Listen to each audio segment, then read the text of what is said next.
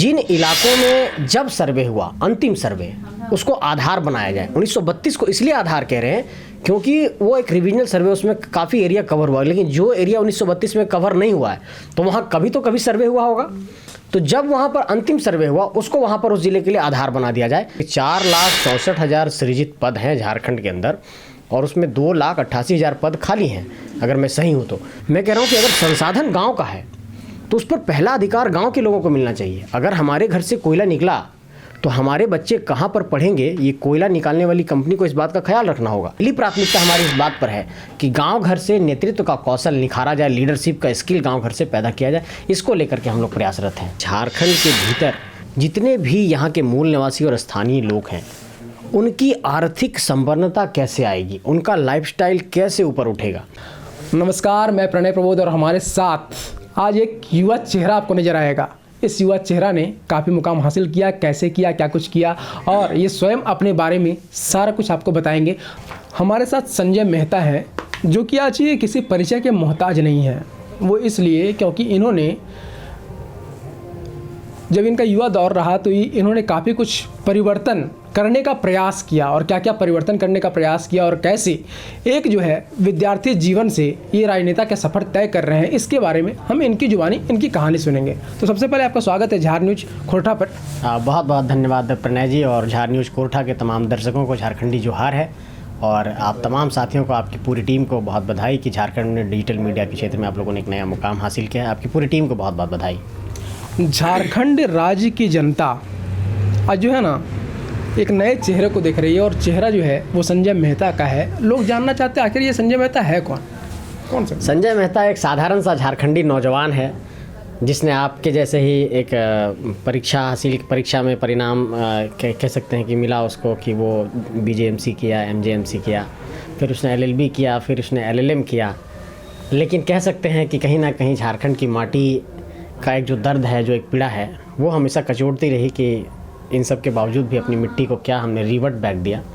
तो पे back to society के लिए हम फिर से एक नए सफ़र की शुरुआत में हैं और फिलहाल संघर्ष कर रहे हैं। यही छोटा परिचय है। झारखंड में अगर राजनीति की बात करें, क्योंकि क्षेत्रीय स्तर पर आप भी राजनीति कर रहे हैं, हालांकि आपने भारत सरकार को भी कई पत्र लिखे और कई सारे पत्रों पर संज्ञान लिया गया, लेकिन वर्तमान समय में अगर बात करें तो आपका जो रुझान हम लोग देख रहे हैं वो झारखंड की क्षेत्रीय राजनीति में देख रहे हैं। और आपको वर्तमान झारखंड कैसा लगता है? वर्तमान झारखंड एक बेबसी में है, एक पीड़ा में है। मैं इसलिए कह रहा हूँ कि जब 15 नवंबर 2000 की तारीख को जिन परिकल्पनाओं के साथ, जिन सपनों के साथ, जिन आकांक्षाओं के साथ ये राज्य अलग हुआ था, पहला तो इस राज्य की जो रीजनल आइडेंटिटी है वो एक बहुत बड़े खतरे में है। मैं ये मानता हूँ, और पता नहीं कई सारे इस पर इत्तेफाक रखेंगे, कि इस पूरे स्टेट के भीतर एक ऐसा सिंडिकेट है, एक ऐसा कॉकस है जो यहाँ के मूलवासियों का, यहाँ के झारखंडियों का कल्याण होने नहीं देना चाहता है।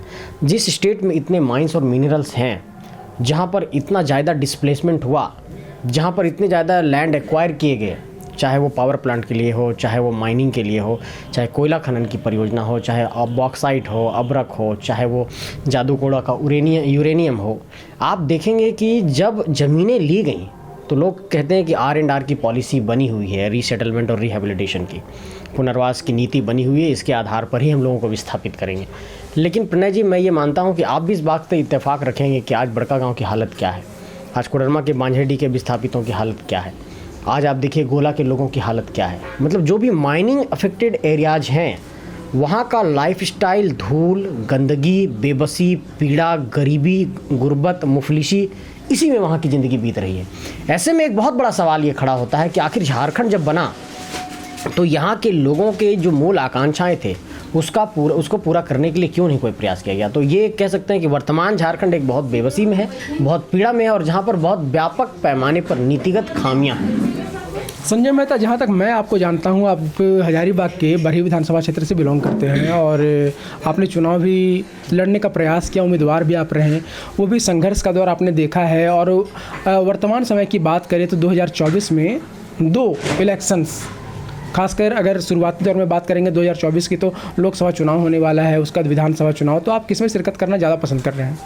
देखिए, सबसे पहली बात तो ये मैं कहना चाहूँगा कि चुनावी राजनीति में जाना, चुनावी राजनीति में चुनाव लड़ना, ये एक अलग पहलू है। लेकिन फिलवक्त जिस पहलू पर हम लोग काम कर रहे हैं, हम लोग झारखंड में ये कह रहे हैं कि झारखंड के भीतर एक विजनरी लीडरशिप की क्राइसिस है और एक लीडरशिप देना यहाँ ज़रूरी है। दूसरी बात कि जो नेतृत्व है, वो नेतृत्व का अंकुरन आपने गौर किया होगा कि झारखंड के भीतर गांव गलियारों से नहीं हो रहा है। आप देखिए कि इस वक्त झारखंड के भीतर जितने भी लोग यंगस्टर्स एमएलएज बने या एमपीज बने, वो या तो एक कॉरपोरेट परिवार से संबंध रखते हैं या तो उनके परिवार में कोई एमपी एमएलए हुआ इसलिए वो बने। तो इसका मतलब कि स्वतंत्र नेतृत्व का अंकुरन ही झारखंड के भीतर नहीं है। और जब तक स्वतंत्र नेतृत्व का अंकुरन नहीं होगा, कुछ चुनिंदा लोगों के पास ही सत्ता की चाबी रहेगी, तो ऐसे में यहाँ के लोगों का कल्याण नहीं हो पाएगा। इसलिए पहली प्राथमिकता हमारी इस बात पर है कि गांव घर से नेतृत्व का कौशल निखारा जाए, लीडरशिप का स्किल गांव घर से पैदा किया जाए। इसको लेकर के हम लोग प्रयासरत हैं। करीब करीब हर सरकार आती है और अंत्योदय की बात करती है, अंतिम व्यक्ति का उदय। और खासकर जिस संजय मेहता को मैं जानता हूँ ना, वो गांव से लेकर भारत सरकार के जो क्रियाकलाप हैं उनका भी विवरण अपने पास रखते हैं, एनालिसिस करते हैं, और जो चीज़ें सुधारी जा सकती है उन पर भी आप विचार करते हैं। तो ठीक हम लोग जिस राज्य से बिलोंग करते हैं वो राज्य है झारखंड राज्य, और संजय मेहता के सपनों का झारखंड कैसा होना चाहिए?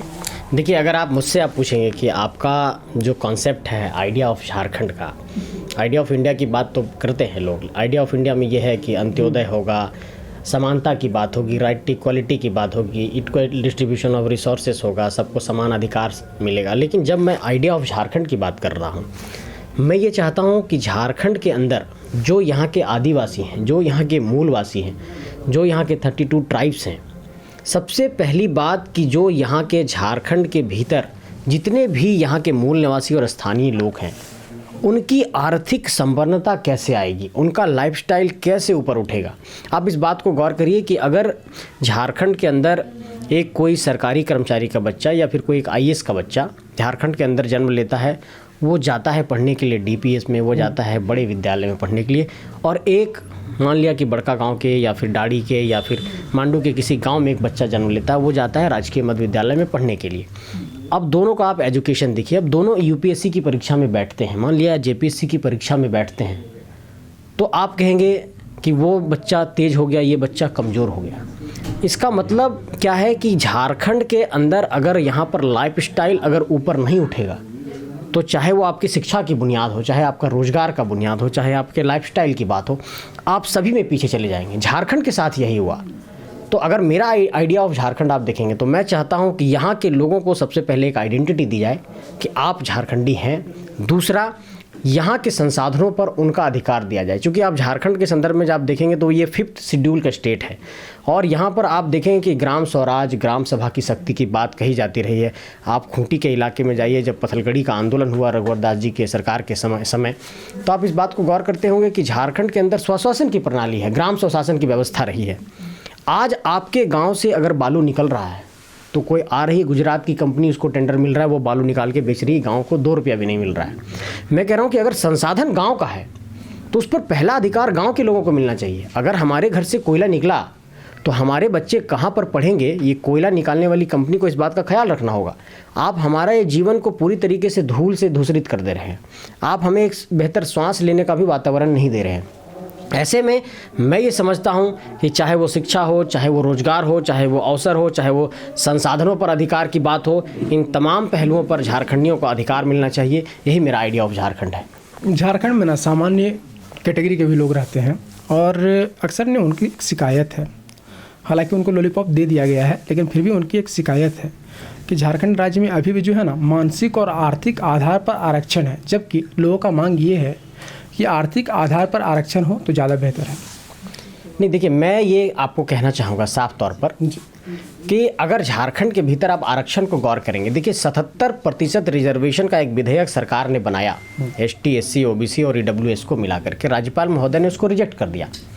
अब आरक्षण के पहलू पर आप गौर करिए कि जब झारखंड के भीतर पंचायत का चुनाव हुआ तो OBC को रिजर्वेशन झारखंड के अंदर नहीं दिया गया। 27% ये रिजर्वेशन की मांग करते हैं, उससे ज़्यादा की भी मांग करते हैं आबादी के अनुरूप, और रघुवर दास की सरकार ने 14% का रिजर्वेशन लागू कर दिया था। आज की तारीख में जब आप मेरा इस वक्त इंटरव्यू ले रहे हैं 7 जनवरी 2024 को, हाईकोर्ट ने फैसला दिया कि झारखंड में 3 सप्ताह के भीतर नगर निकाय का चुनाव कराइए और ट्रिपल टेस्ट कराते हुए और ओबीसी आरक्षण को लागू करिए। अगर झारखंड में आरक्षण की आप व्यवस्था को देखेंगे तो ये पहले से ही विवादित है, इस पर एक स्टैंड नहीं ले पा रहे हैं लोग। दूसरी बात कि अगर बगल के बिहार में 75% का रिजर्वेशन लागू हो सकता है, तो यहाँ के राज्यपाल महोदय को मैं ये कहना चाहूँगा कि अगर यहाँ भी रिजर्वेशन का विधेयक गया तो उसे रिजेक्ट नहीं करना चाहिए था, उस पर पालन करना चाहिए था। आपने कहा कि ईडब्ल्यूएस के संदर्भ में भी देखेंगे तो उनके लिए भी 10% का रिजर्वेशन लागू हो गया है। आपने कहा कि झारखंड में सामान्य वर्ग के लोग भी रहते हैं। मैं कहता हूँ कि जो लोकतांत्रिक प्रणाली में जो संविधान के तहत जो अधिकार है या फिर जो ईडब्ल्यूएस के तहत उनको अधिकार मिल रहा है उनको तो दिया ही जा रहा है। लेकिन अगर झारखंड के आप देखेंगे एसटी क्लास के और एससी क्लास के और ओबीसी क्लास को अगर आप तीनों को मिलाइए और ईडब्ल्यूएस 77% रिजर्वेशन, मुझे लगता है ये एक संवैधानिक मांग है और इस मांग को जल्द से जल्द पूरा किया जाना चाहिए, क्योंकि नियुक्तियों में नियोजन में ये नहीं लागू होने के कारण एक बहुत बड़ी समस्या जन्म ले रही है झारखंड के अंदर। मतलब समझिए कि आज ओबीसी की स्थिति झारखंड के अंदर सामान्य वर्ग की तरह हो गई है। तो ये एक बहुत बड़ा कहिए कि नीतिगत खामी है झारखंड के अंदर। इन दिनों आप झारखंडी खतियानंग भाषा संघर्ष समिति जो ये मंच है, इसके मंच पर आप नज़र आते हैं, वक्तव्य भी देते हैं आप, और इस दौरान काफ़ी सारे मामले उठ रहे हैं, मुद्दे हैं। और ख़ासकर ना आपको बता दें कि हमारा जो झारखंड है ना, इसके निर्माण हुए 23 साल से अधिक हो चुके हैं। जी।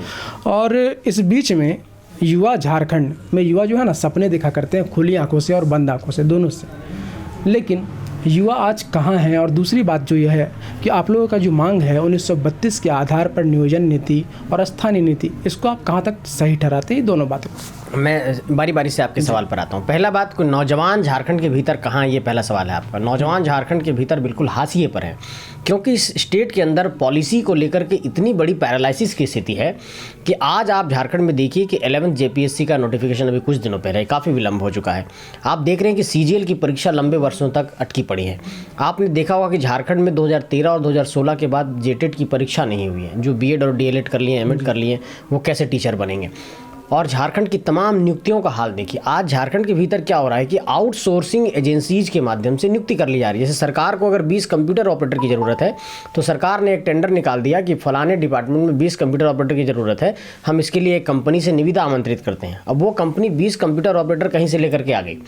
अब सरकार सीधे उस कंपनी को पैसा दे रही है, ना कि वो कंप्यूटर ऑपरेटर को पैसा दे रही है। पहले क्या प्रक्रिया थी कि अनुबंध आधारित नियुक्तियां होती थी, सरकार सीधे अनुबंध पर रखती थी, अगर परमानेंट नहीं भी रखती थी। अब क्या होगा कि आउटसोर्सिंग एजेंसी के अंदर समय पर नियुक्ति नहीं होने के कारण नौजवानों की जो उम्र सीमा है वो बार बार क्रॉस कर जा रही है। ऐसे में अगर आप देखेंगे नौजवानों की स्थिति, जो तैयारी कर रहे हैं सिविल सर्विसेज की, जो तैयारी कर रहे हैं CGL की, जो तैयारी कर रहे हैं हमारे JSSC की परीक्षाओं की, उनको लेकर के एक बहुत दयनीय स्थिति है। और मैं ये मानता हूँ कि झारखंड के अंदर जब तक पॉलिसी के स्तर पर, नीति के स्तर पर इस पहलू पर काम नहीं किया जाएगा, तब तक नौजवानों की स्थिति आप कह सकते हैं कि नहीं सुधर पाएगी। क्योंकि 4,64,000 सृजित पद हैं झारखंड के अंदर और उसमें 2,88,000 पद खाली हैं, अगर मैं सही हूँ तो। आप ये देखिए कि इतने नौजवान नौकरी के लिए 23 साल से तरस रहे हैं, उनको नौकरी नहीं मिल पा रही है। दूसरा सवाल है आपका कि 1932 के आधार पर खतियान आधारित स्थानीय नीति को आप कैसे देखते हैं? पहली बात तो हम लोगों ने बार बार ये कहा सभी सभाओं कि 1932 का सर्वे एक रिविजनल सर्वे है और उस वक्त 70% के आसपास एरियाज कवर हुआ। उसके पहले 1908 में सर्वे हुआ। 1932 के पश्चात आप देखिए 1954 में हुआ, कोल्हान के इलाके में आप देखिए 1964 का सर्वे हुआ और जिला आधारित अंतिम सर्वे। हम लोगों ने ये कहा कि जिन इलाकों में जब सर्वे हुआ, अंतिम सर्वे, उसको आधार बनाया जाए। 1932 को इसलिए आधार कह रहे हैं क्योंकि वो एक रिविजनल सर्वे, उसमें काफ़ी एरिया कवर हुआ। लेकिन जो एरिया 1932 में कवर नहीं हुआ है तो वहाँ कभी तो कभी सर्वे हुआ होगा। तो जब वहाँ पर अंतिम सर्वे हुआ, उसको वहाँ पर उस जिले के लिए आधार बना दिया जाए और झारखंड की खतियान आधारित स्थानीय नीति बना दी जाए। अब कई लोग कहें कि इसमें भूमिहीन है, उनका क्या होगा? तो इसमें आपने देखा होगा कि ग्राम सभा को चिन्हित करने का अधिकार देने की बात कही। इस तरीके से इसका समाधान का रास्ता निकाला जा सकता है। अब लोग कहते हैं कि 15 नवंबर 2000 की तारीख को झारखंड अलग हुआ, तो फिर 15 नवंबर 2000 से जो लोग यहाँ पर रह रहे हैं उसको क्यों नहीं अधिकार मिलना चाहिए? इसका मैं एक कानूनी पहलू आपको बताना चाहता हूँ कि जब झारखंड और बिहार अलग हो रहा था तो बिहार राज्य पुनर्गठन अधिनियम 2000 एक अधिनियम बना। जब भी कोई राज्य अलग होता है तो उस वक्त एक एक्ट बनता है और उस एक्ट की धारा 85 में लिखा हुआ था कि आज की तारीख से जब झारखंड राज्य एक अलग राज्य बन रहा है देश के मानचित्र पर, तो जो नियम बिहार राज्य में, संयुक्त बिहार में पहले से लागू हैं, वो झारखंड में भी अक्षरशः लागू किया जा सकता है।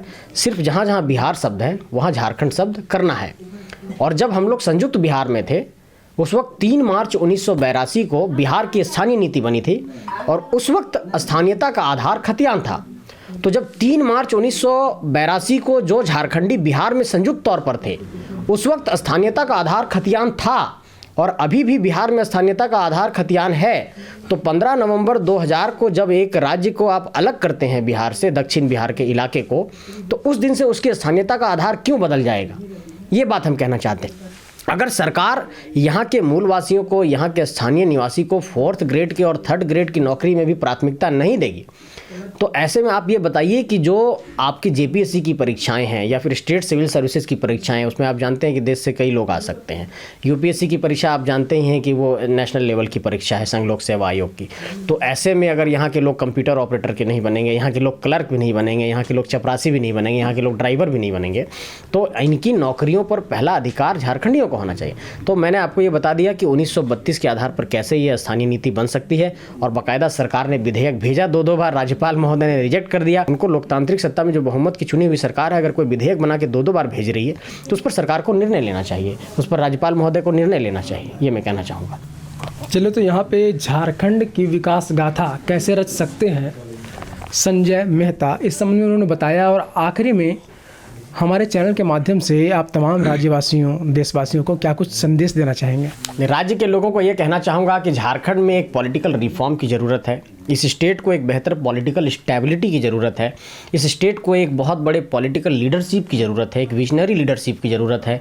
और मैं ये अगर देश के लोगों को आप कह रहे हैं कि क्या कहना चाहेंगे, तो मैं तमाम देश के लोगों को संदेश देना चाहता हूँ आपके चैनल के माध्यम से कि झारखंड भी इसी देश का एक हिस्सा है और यहाँ के लोग बहुत बेबसी में हैं, बहुत दुर्दशा में हैं, बहुत पीड़ा में हैं। और जिस तरीके से अन्य राज्यों की समस्याओं को राष्ट्रीय फलक पर स्थान मिलता है, ठीक उसी तरीके से झारखंड की समस्याओं पर भी राज्य के इस समस्याओं को राष्ट्रीय स्तर पर स्थान मिलना चाहिए। और देश के तमाम जो एक्टिविस्ट हैं, जो तमाम जर्नलिस्ट हैं, जो तमाम पॉलिटिशियंस हैं, उनसे मैं आग्रह करना चाहूँगा, निवेदन करना चाहूँगा कि झारखंड की समस्याओं को राष्ट्रीय फलक पर आप लोग रखिए, ताकि झारखंड के बारे में भी लोग जान सकें। क्योंकि झारखंड के संदर्भ में जब भी बात आती है तो उसे बिहार के साथ ही जोड़ते हुए ये मान लिया जाता है कि बिहार से अलग हुआ, तो कभी भी आप देखेंगे राष्ट्रीय स्वरूप में उसको अलग रूप में नहीं माना जाता है। जैसे मैं कुछ साल पहले गया सिक्किम के इलाके में, तो मैं कहा कि मैं झारखंड से हूँ, वो कहने लगा अच्छा बिहार है क्या। तो मतलब कई लोग जो है सो अभी भी नहीं समझ पाते हैं कि बिहार झारखंड अलग है। उनको रांची कहिए तो समझ में आता है। तो राज्य की आइडेंटिटी एक अलग राज्य के तौर पर पूरे देश में अब तक नहीं बन पाई है। अभी भी लोग समझते हैं कि हम लोग बिहार के ही एक मतलब राज्य में रह रहे हैं। तो मैं ये कहना चाहूँगा देश के लोगों से कि झारखंड के लोगों के इस हक अधिकार की आवाज़ को आप लोग साथ दीजिए। आप सबको बहुत बहुत जोहार। तो आप यहाँ पे सुन रहे थे संजय मेहता को, काफ़ी युवा नेता हैं और इसके अलावा इन्होंने पत्रकारिता से शुरुआत की थी और समाज को दिशा दिखाने के लिए और समाज को की दशा को सुधारने के लिए इन्होंने राजनेता की भूमिका में आना पसंद किया। इसी के साथ बहुत बहुत शुक्रिया, धन्यवाद आपका।